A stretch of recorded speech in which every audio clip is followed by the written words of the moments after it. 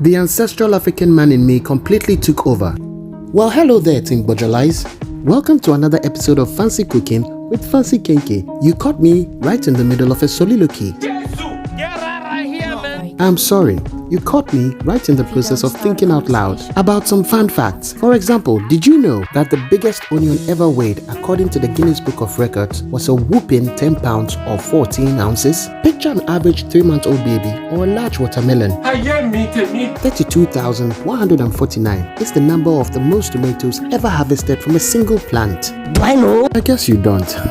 Also, cabbages have been cultivated by human beings longer than any other vegetable. Last but not the least, did you know that carrots come in many different colors and were first cultivated in Afghanistan? Yo, it's about to go down, you know.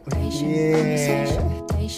Damn right it's about to go down. And about time too. For some strange reason, I kept pushing back the making of this stew for so long that I'm sure some of you must have given up or altogether forgotten about the whole thing. Well, just in case you have, I'm here to remind you that we're making my long-awaited corned beef stew. Exeter corned beef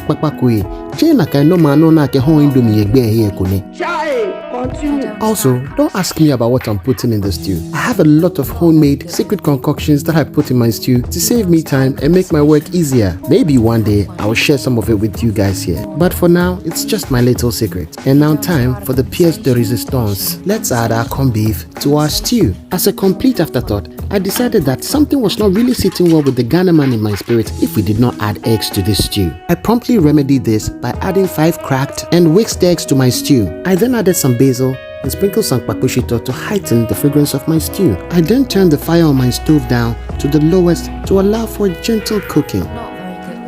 I guess we're all done now. Time to plate up. Can you believe that I started eating with a fork, but strangely enough, somewhere in the middle of enjoying this meal,